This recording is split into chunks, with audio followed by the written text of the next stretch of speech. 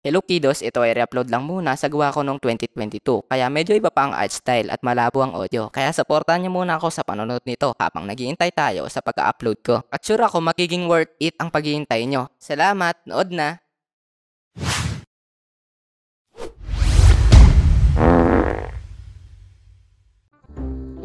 Ito yung kwento ko tungkol sa gagamba. Isang araw, nag-isip ako na tatakas ako kasi sabi ni mama, huwag mo na lumabas. At yun, nanood muna ako ng TV kasi bawal pa nga lumabas. Umaga pa kasi noon. At nag-aantay pa ako ng 9 o'clock, basta mga ganon, tanghali kasi parang doon na kami nalabas ng mga kapatid ko. Pero minsan talaga nakakatakas kami kay mama kasi tulog pa sila.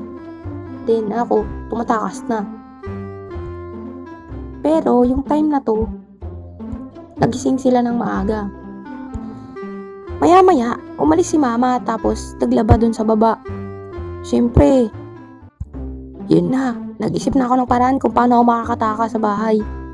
Kasi, yung una dapat namin gawin ay yung maglinis ng bahay para makalabas.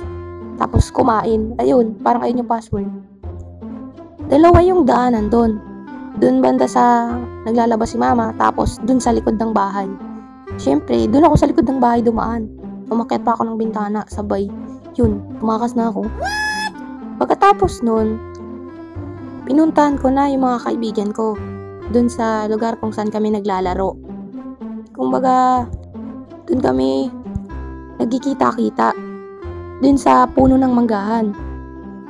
At yun, nakita ko sila nagkukumpulan doon. Di ko alam kung ano ba yung pinagkukumpulan nila ron. Kung ano ba yung ginagawa nila. Kaya lumapit ako. At syempre, dahil curious ako noon, tinanong ko sila. Sabi ko noon, "Uy, ano yan? Laruan?" Tapos pagkatingin ko, may mga posporo silang hawak. Yung iba, Tupperware, basta yung Tupperware na, maliit. Tapos, may lamang dahon-dahon, tapos, kahoy, tapos stick. Yun ko kung ano yun, magkain ba yun? Ayun yung nasa isip ko nun eh. Sabi ko pa nun, pahingi. Nagtawanan sila kasi, yung laman nun, gagamba. At yun, pinakita nila sa akin yung mga gagamba nila. Yung iba nasa posporo, tas yung isa ko pang kaibigan na may posporo, pinabukas na sa akin yun. Inisip ko pa nga nun may gagamba yun sa loob kasi pinakita ng iba na merong gagamba yung posporo nila. Nagulat pa nga ako nun eh, tapos yun na nakita ko nun, langaw. Lumipad pa nga yun sa mukha ko eh, buhay pa. Tapos yun, kala ko gagamba talaga. Kasi dumapo pa sa mukha ko. Tapos yun, nagalit yung kaibigan ko, sabi niya, food daw yun. Ewan ko food ba yun? Ba't lumilipad? Di ba dapat pag nanguli ka ng pagkain ng gagamba, tinatanggalan mo ng pakpak, lalo na kapag langaw. Tapos ilalambitin mo yun, papakain mo sa gagamba, pag nasa stick na. Ayun yung ginagawa ko kasi sa gagamba ko nun eh. Pinagtawanan ko pa nga siya nun eh, kasi sabi ko nun, bakit lumilipad? Dapat tinanggalan mo muna ng pakpak. Ito yung nagmamarunong ako, pero hindi ko naman alam kung paano yun, paano mag-alaga ng gagamba. Ayun pa kasi yung first time ko na maka-experience na naglalaro yung mga kaibigan ko ng gagamba.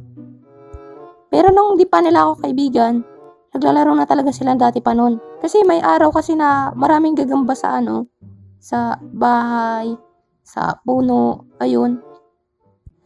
Tapos, hinamon ako ng kaibigan ko na yung posporo niya, langaw. Ibig ko sabihin yung posporo niya, laman, langaw, hindi gagamba. Sabi niya, sige nga, mag-alaga ka ng gagamba. Baka nga bakla ka hindi ka makahawak ng gagamba. Ayun yung sabi niya sa akin. Siyempre, hindi ako magpapatalo sa kanya.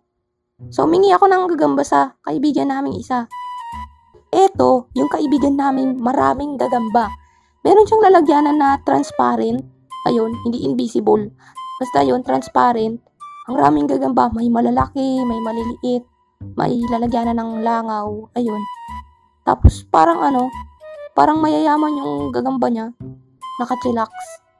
Tapos, di ko makalilimutan yung yung sa Tupperware talaga. Kasi inakala kong pagkain yun. Kasi puro may dahon-dahon tapos may ano. Kala ko gulay. At yun na nga. Sabi niya sa akin, oh, eto. Binigay niya sa akin yung gagamba na bago-bago pa daw yung huli. Nung bata pa kasi ako, hindi ako takot sa gagamba. Maliban na lang kung ngayon. Napag-aralan ko na rin kasi yung sa mga gagamba may mga venom, basta ganun. At yun na nga, kinuha ko yung gagamba na yun tapos binigyan ako ng posporo. Ayun nga yung lalagyan ng langaw. Yung sa isa ko pang kaibigan. Meron talaga siyang tunay na lalagyanan, hindi niya lang talaga nadala. Kasi pag bumalik pa siya, di na siya makakabalik sa amin. Kasi ganun rin yung ginawa niya, tumakas lang rin siya sa nanay niya. Magkakatulad lang kami lahat. At yun na nga, pumunta na ako sa bahay ko, tapos yun, mga ilang araw, yun, pinakain ko ng gagamba, ng langaw. Ayun, pinakain ko ng maraming langaw, kaya tumaba. Yun, bundat na yung langgam, gagamba. At yun, naisipan ko na nga na ilaban yun sa mga kaibigan ko. Ito na yung araw na nagmayabang ako kasi malaki yung akin, tapos sa kanila maliliit. Pero parang mabagal yung akin, kung napansin ko lang dati. Pero ngayon parang isip ko nun, mabagal yun, pero malaki. Pero nakakalaban siya pag lumapit. Yun. Nilabanan ko muna yung isa kong kaibigan. Siyempre, yung mahina muna. Ayun. Natalo yun sa kanya kasi nalaglag. Ayun. Kasi na nga, yung gagamba na yun, nilagay ko sa posporo, tapos kinain rin ng gagamba ko. Kaya lumaki pa lalo. Pero hindi yung basta parang tumaba lang onti. Ayun. Hindi naman yung lumaki agad. Kasi di naman yung lalaki ng sobre. Ano yun, kada kain, tataba ng tataba. At yun na nga, kaya paglagan pa ako sa iba kong kaibigan, tas dun sa mga hindi ko kakilala, parang nakisala lang ako sa laro nila. Kasi yung araw na yun, parang dun na rin sumikat ulit yung labanan ng mga gagamba, parang ganun, parang Pokemon. Ayun. Tas dun na nga sa isa kong kaibigan, may ikipaglaban ako sa kanya kasi alam ko maliit yung sa kanya. Pero iba yung pinalaban niya kasi patay na daw yung isa. Yung nakita ko yung araw na humingi ako ng gagamba sa kanila. At yung linaban niya, ang laki. Tapos sobrang bilis. Tas yun na nga, binalot na nga ng sapot yung akin. Tas yun, kinain. Natalo na yung akin nun. Then yun, pinitik ko yung sa kanya. Tas umiyak. Takbo ako nun sa bahay. Tas yun, kinuha ko yung gagamba ko. Grabe, ang dami kong time na alagaan yung gagambang yan, pero mamamatay lang rin. Sinubukan ko pang tanggalin yung sapot, pero parang patay na kinagat-kagat na At yun, binigyan ko siya ng maayos na libing. Tinapon ko siya sa ilog. Yun na nga, inanod na siya ng karagatan. At yun, ayun na yung huling araw na naglaro ako ng gagamba. Kasi naawa ko dun sa gagamba kasi ikukulong lang, tas may paglaban, tas papakainin, ikukulong, tas mamamatay. Ayun lang yung buhay nila pag ikukulong namin. Meron talaga tayong mga bagay na bawal pakialaman. Katulad ng gagamba. Kahit maliliit sila, yun, kahit mas malaki tayo, may sarili silang buhay. Baka sa susunod mong buhay, ikaw na yung gagamba. Karma ka. Ikaw na yung nasa posporo. Tapos ikaw na rin yung nasa stick. Ikaw na rin yung may paglaban, tapos ikaw na rin yung kakainin. So yun, abangan nyo pa yung mga susunod ko pang video. Yun lang. Salamat sa panonood.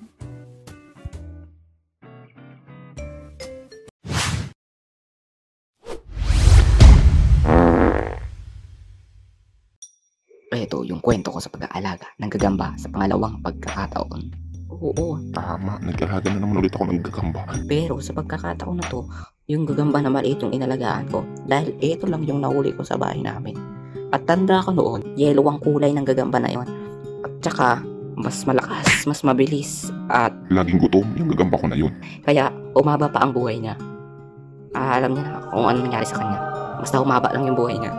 Di katulad nung una kong gagamba, yung tinapon ko sa ilog, ayun. Yung linagay ko sa posporo, tapos yun, tinapon ko sa ilog. Baka nanonood kayo na ito, tapos di niyo pa pala napapanood yung part 1. Nga pala, salamat sa manonood sa alaga kong gagamba na umabot ng almost 2K as of August 7. I'm very very thankful to all of you guys. Kaya gagawa pa ako ng maraming animation para sa inyo.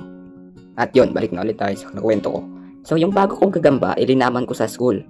Oo, hindi doon sa mga kapitbahay ko kasi may atraso pa. Ako dun sa pinaiyak ko. At saka yung gagamba nila, maraming karanasan kaya baka matigok na naman yung gagamba ko pang mabilisan. Pero sa totoo niyan, namamatay yung gagamba nila dahil Sa pitik ko. lalo na pag natatalo ako, ayun yung ginagawa ko. Siguro ayaw ko lang talaga ata magpatalo kaya ako ata ginagawa yun. Sa school kasi, lagi akong panalo pag pinaglalaban yung gagamba ko sa gagamba ng mga classmate ko. Tawag ko pa nga sa gagamba ko na yun, Mais. Ayun, Mais kasi Yellow. Ayun. Yellow. galing rin kasi yun sa halaman eh. Dun sa yun, sa halaman, sa likod ng bahay namin. Mukha nga siyang mais eh. Yung yung huhulihin ko pa lang siya. Kasi nakatira siya sa dahon, yun, nakaipit siya doon. Yun. Tapos tanda ko, sabi nga ng mga classmate ko, may lason daw yung gagamba ko na yun. Parang hindi naman daw yung gagambang bahay. Di ko naman, wala pa naman akong masyadong alam nun tungkol dun sa gagamba na yun. Basta ang alam ko lang, maglalaro ako. Ayun, ilalaban ko yung gagamba. Pero ewan ko sa dating ako bata pa naman ako nun eh. Marami pa talaga hindi alam eh. Kaya pati yung gagambang talon, hinuhuli ko. Tapos linalagay ko sa posporo. Tapos sasabihin sa akin, uy ano yan? Di naman yan kumakapit sa stick eh.